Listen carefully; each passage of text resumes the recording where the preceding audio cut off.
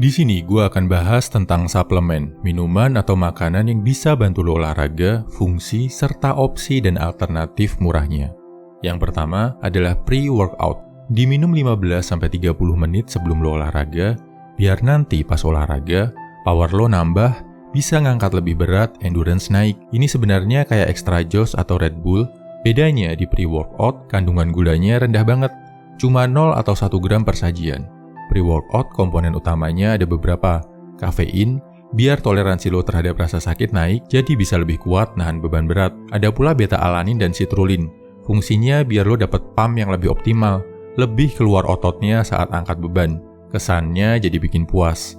Ada juga yang ditambah kreatin monohydrate yang kalau dikonsumsi rutin dan udah masuk ke sirkulasi tubuh lo, akan bikin otot lo kelihatan lebih penuh, karena otot jadi menyimpan lebih banyak air. Pre-workout ini efeknya sebenarnya psikologis, fun banget kalau diminum sebelum olahraga.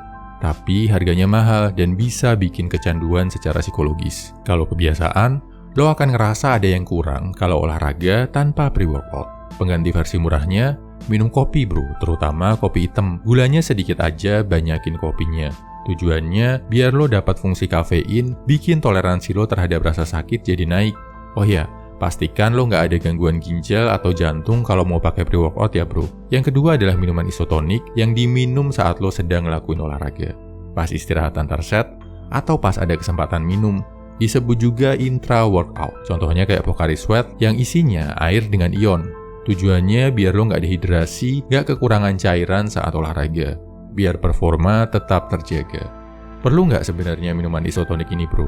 Nggak wajib, kecuali lo olahraga kardio di luar ruangan, lari, crossfit, renang, pas matahari lagi panas-panasnya. Kalau cuma sesi gym atau olahraga yang nggak intens, air putih biasa udah cukup bro. Yang penting bawa air, jangan sampai lo kehausan dan dehidrasi saat olahraga. Bisa bikin kram dan cedera. Pengganti alami minuman isotonik apa bro? Air kelapa muda. Lebih bagus lagi kalau dicampur sedikit garam sama jeruk nipis. Ada ionnya juga. Lebih aman tanpa bahan pengawet. Yang ketiga adalah susu protein atau whey. Ini tujuannya adalah buat bantu memenuhi kebutuhan protein harian lo. Protein penting banget buat pertumbuhan otot. Kurang protein, sekeras apapun lo olahraga, otot bakal sulit untuk tumbuh. Jumlah protein harian minimal satu harinya kurang lebih berat badan lo dikali 1. Kalau lagi bentuk badan, usahakan asupannya berat badan lo dikali 2. Misal, lo beratnya 60 kilo, berarti sehari lo better konsumsi 120 gram protein. Whey protein bantu lo memenuhi kebutuhan protein ini. Satu porsi whey protein mengandung sekitar 25 gram protein. Sama kayak kalau lo makan 4 telur atau 1,5 porsi dada ayam. Apakah wajib? Nggak juga bro. Sepanjang lo bisa menjaga asupan protein dari makanan cukup, nggak perlu beli whey protein. Ini cuma mempermudah. Terus, suplemen yang perlu dihindari apa bro? Ada beberapa list suplemen yang mahal tapi efeknya nggak signifikan. Lo bisa baca risetnya di video Jeff Nippard atau Shana Lewani, udah terbukti secara ilmiah.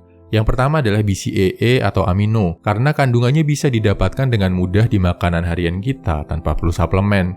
Jadinya overkill bro. Yang kedua adalah fat burner atau pembakar lemak. Efeknya kecil banget. Lebih signifikan kalau lo langsung defisit kalori dan di-track dengan disiplin. Yang ketiga, testosteron booster. Nggak cukup efeknya. Penambahan testosteron cuma signifikan kalau lo pakai steroid atau TRT, tapi efek sampingnya ada. Dan kalau lo udah pakai steroid, lo udah nggak bisa dibilang bagusin badan secara natural lagi bro. Karena udah pakai tambahan zat yang nggak bisa didapat selain dari laboratorium. Kalau pakai whey protein, kreatin, pre-workout itu masih natural. Steroid udah nggak natural lagi. Superfood yang murah manfaatnya tinggi apa bro? Yang pertama pisang. Tinggi kandungan potasiumnya, bantu otot lo recover dengan optimal. Selain itu juga padat kalori, cocok buat yang mau naikin berat. Telur buat memenuhi kebutuhan harian. Kalau takut kolesterol, makan putihnya aja. Tomat, rendah gula, tinggi serat, segar, cocok dimakan setelah olahraga. Air kelapa, isotonik natural buat nge-recharge badan lo yang kecapean. Oke, itu tadi seputar suplemen ya bro.